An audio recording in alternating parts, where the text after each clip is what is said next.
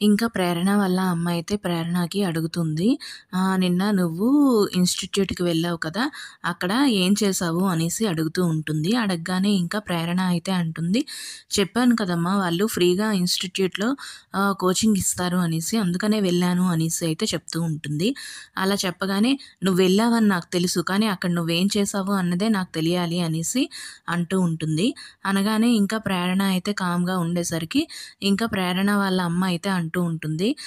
"నువ్వు అక్కడికి వెళ్ళి ఆ పోలీస్ గాడిని కలిసావా?" అనేసి అంటుంది.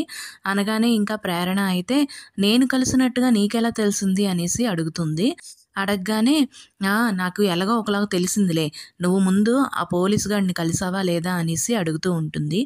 మనం అసల మీ నాన్నగారి గురించి కూడా ఏమీ తెలియక రెక్కలు తెగిన పక్షుల్లాగా ఇక్కడికొచ్చి పడ్డాము. ఒక అనాథల్లాగా. ఇప్పుడు మనం ఎలా ఉంటున్నాము అనేది నీకు తెలీదా? కానీ ఆ పోలీస్ గాడితో నువ్వెందుకు గొడవ పెట్టుకుంటున్నావు అనేసి అడుగుతూ ఉంటుంది. అడగగానే ఇంకా ప్రేరణ వాళ్ళ చెల్లయితే అడుగుతుంది. అమ్మ అసలు అక్కెళ్ళినట్టుగా, అక్క మాట్లాడినట్టుగా నీకెలా తెలుసు అనేసంటే, నేనొకడినున్నాను కదా! నేను అక్కడే కదా పని చేస్తున్నాను. నేను చెప్పనా ఏంటా అనేసి ఆ సుధా అయితే అంటాడు. అనేసరికి, "అయినా ఏంటి మావయ్య నువ్వే కదా నాతో అన్నావు. మళ్ళీ నువ్వెలా చెప్పావు?" అనేసి అంటారు. అది అనేసరికి ఇంకా ముందేంటి అంటే సుధా ఏమో ప్రేరణకు చెప్తాడు. "మీ నాన్న గురించి ఎట్టి పరిస్థితుల్లో కూడా మీ అమ్మకు తెలియనివ్వద్దు. ఇన్‌కేస్ తెలిసింది అనంటే మాత్రం నిన్ను బుర్రలు తినేస్తది. ఇంకా అక్కడికి తీసుకొని వెళ్ళమని" అనేసి అయితే చెప్తూ ఉంటాడు. ఆ మాటలేమో ప్రేరణ ఏంటి అంటే గుర్తు చేస్తుంది. గుర్తు చేసేసరికి ఇంకా వాళ్ళ చెల్లయితే అడుగుతుంది. "ఏంటి మావయ్య అక్క మీతో ఏం చెప్పింది? అసలు మీరు అక్కకేం చెప్పారు? అసలు ఏంటో ఇదంతా నాకేం కన్‌ఫ్యూజన్‌గా ఉంది. ఎవ్వరు ఏమి చెప్పట్లేదు. అసలు అమ్మేం చేసింది? అక్కేం చేసింది?" అనేసైతే అంటుంటే ఇంకా సుధా అయితే అంటాడు. "అప్పుడేమో నీ కూతురు వెళ్ళింది. ఇప్పుడేమో నువ్వు వెళ్లి ఇంకా ఇచ్చేసావు" అనేసైతే సుధా అయితే బాధపడుతూ ఉంటాడు. బాధపడేసరికి ఇంకా ప్రేరణ అయితే అంటుంది, వాడు ఎలా మాట్లాడాడో నీకు తెలీదమ్మా! చాలా అవమానించి మాట్లాడాడు. అందుకనేసే నేను చెప్పాను. నా రీతిలో నేను సమాధానం చెప్పాను. నేను ఎప్పటికైనా కూడా ఐఏఎస్ అవుతాననేసి. అయినా ఇంతవరకు కూడా ఐఏఎస్ అవ్వాలి అనేది నా తండ్రి కోరిక మాత్రమేని. కానీ ఇప్పుడేంటి అంటే మన అస్తిత్వాన్ని కాపాడుకోవడానికి కూడా నేను ఎలాగైనా ఐఏఎస్ అవ్వాలి. ప్రేరణ ఐఏఎస్ డాటర్ ఆఫ్ రాజశేఖర్ అని ఆడి చేత చెప్పిస్తాను అనేసైతే అంటూ ఉంటుంది. అలా అనేసరికి ఇంకా సుధా అయితే అంటాడు, "నీకు వాడి గురించి పూర్తిగా తెలీదమ్మా. వాడు నరరూప రాక్షసులకి హెడ్ లాంటి వాడు.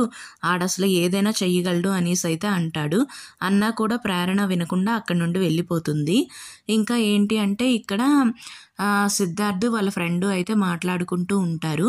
వాళ్ళ ఫ్రెండ్ ఏమో అంటాడు, "ఫ్రీగా కోచింగ్ ఇస్తానన్నాడు అనేసి వెళ్ళాం. కానీ అది గాల్లో పోసిన పన్నీరే అయిపోయింది" అనేసి అంటాడు.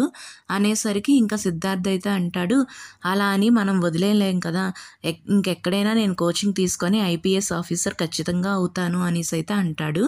అనేసరికి ఇంకా వాళ్ళ ఫ్రెండ్ అంటాడు, "నువ్వు హైదరాబాద్‌లో ఉన్న ఇన్‌స్టిట్యూట్‌లన్నీ తిరిగేశావు. అందులోన మీ నాన్న చెయ్యి పెట్టకుండా ఉండడు. సో, అన్నిటిని వదులుకొని అలా వచ్చేసావు. ఇప్పుడు ఎలా ఐపీఎస్ అవుతావు" అనంటే, "ఎలాగో ఒకలాగా అవుతాను. నేను కోచింగ్ తీసుకోవాలి అంటే డబ్బు కావాలి. ఫస్ట్ ఆ డబ్బుని ఎలాగైనా సంపాదిస్తాను" అనేసైతే అంటాడు. అనేసరికి, "ఎలా సంపాదిస్తావురా?" అనేసి అడిగితే, నేను అయినా ఇప్పటి వరకు బైక్ రైడింగే కదా చేస్తున్నావు. బైక్ రైడింగ్ మీద వచ్చింది మనం తినడానికే సరిపోతుంది. సో, ఇంకా ఎలా సంపాదిస్తావు అనంటే, ఇంకా డోర్ డెలివరీ చేద్దామని అనుకుంటున్నాను" అనేసైతే అంటాడు. అనేసరికి వాళ్ళ ఫ్రెండ్ అయితే, "పోన్లేరా నీ లక్ష్యం అనేది నువ్వు ఎలాగైనా సాధిస్తావు" అనేసైతే అంటాడనమాట. ఇంకా ఇక్కడ ఇందిర అయితే ఫీల్ అవుతూ ఉంటుంది. ఏడుస్తూ ఉంటుంది వాళ్ళ ఆయన్ని తలుచుకొని. అప్పుడు వాళ్ళ తమ్ముడేమో అడుగుతాడు, "ఎందుకక్క ఏడుస్తున్నావు?" అనంటే, అతను మీ బావని ఆ పొజిషన్‌లో చూసేసరికి నాకు చాలా బాధ అనిపించిందిరా. ఎవ్వరు కూడా అతన్ని అసలు పట్టించుకోవడం లేదు. కనీసం ఒక బాడీలోన ఒక ఇంకా ఆయుష్ ఉంది అన్న విషయాన్ని కూడా మర్చిపోయారు. అసలు పడి ఉన్న మనిషిని అసలు ఎవరు కూడా పట్టించుకోవడం లేదు. మీ బావ మళ్ళీ తిరిగి మామూలు మనిషి అవ్వాలంటే నేను అక్కడ ఉండాలి అనేసి అయితే అంటుంది. అనేసరికి ఇంకా సుధా అయితే అంటాడు, ఏంటక్క నువ్వు మాట్లాడుతున్నది, నువ్వు అసలు అక్కడ ఎలా ఉంటావు అని అంటే, అప్పుడు ఇంకా ఇందిర అంటుంది, అక్కడ పని మనిషి ఉంది కదా, ఆ పని మనిషిని కనుక తప్పించామంటే ఎలాగైనా నేను అక్కడికి వెళ్తాను, వెళ్ళి అతన్ని ఎలాగైనా కూడా బాగు చేసుకుంటాను అనేసి అయితే అంటుంది. అనేసరికి ఇంకా సుధా అయితే, నీకు దండం పెడతానక్క, ఇటువంటి విషయాలు మాత్రం నాకు చెప్పకు, గుండెల్లో ఏదో నొప్పిగా వస్తున్నట్టుంది అనేసి అయితే సుధా అంటాడు. అనేసరికి తమ్ముడు అనేసి అయితే ఇందిర ఏమో అంటుందన్నమాట. ఇంకా ఏంటి అంటే ఘన అయితే ఆఫీస్‌కి వెళ్ళడానికి రెడీ అవుతూ ఉంటాడు.